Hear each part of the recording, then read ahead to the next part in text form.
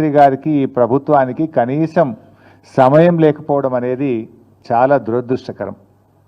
అంటే ఈ ప్రభుత్వం రైతుల పట్ల ఏ పాటి చిత్తశుద్ధి ఉందో ఈరోజు మనకు స్పష్టంగా అర్థమవుతూ ఉంది.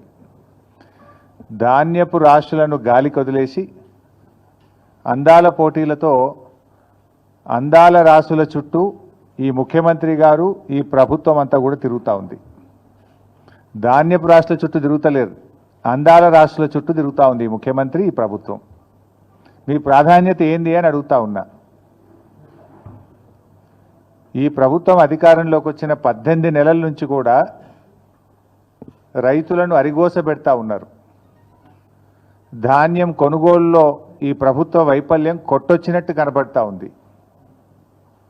ఈ సంవత్సరం ఏం చెప్పారు? 70 లక్షల మెట్రిక్ టన్నుల వడ్లు యాసంగి పంటలో కొంటామన్నారు. ఇవాళటికి 40 లక్షల మెట్రిక్ టన్నులు దాటలేదు. రైతులకు దాదాపు 4,000 కోట్ల రూపాయలు బకాయి పడ్డది ప్రభుత్వం. అంటే కొన్నటువంటి వడ్లకు 48 గంటల్లోనే డబ్బులు ఇస్తామని ఉత్తమ్ కుమార్ రెడ్డి గారు ప్రగల్భాలైతే బాగా బలుకుతూ ఉన్నారు. 48 గంటలు కాదు కదా, 10 రోజులైనా కూడా ప్రభుత్వం కొన్న ధాన్యానికి రైతులకు డబ్బులు పడడం లేదు. బోనస్ అయితే దిక్కే లేదు.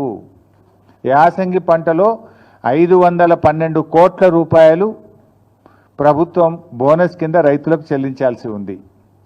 512 కోట్ల రూపాయలు కాదు కదా, 5 పైసలు కూడా బోనస్ కింద ఈ ప్రభుత్వం ఇప్పటిదాకా రైతులకు విడుదల చేయలేదు. కొన్నటువంటి ధాన్యానికి కూడా 4,000 కోట్ల రూపాయలు బకాయిలు పడ్డది. మంత్రి గారేమో 48 గంటలు అంటాడు, 10 రోజులైనా ధాన్యానికి డబ్బులు రానటువంటి పరిస్థితి ఉంది. అమ్ముకోవడానికి తిప్పలే, అమ్మిన తర్వాత డబ్బులు రావడానికి కూడా రైతులు ఆ కార్యాలయాల చుట్టూ తిరుగుతూ తిప్పలు పడుతున్న పరిస్థితి ఉంది. కొనుగోలు కేంద్రాలకు వచ్చి కొనుగోలు కేంద్రాల్లో రోజుల తరబడి ఎదురు చూస్తున్నటువంటి పరిస్థితి.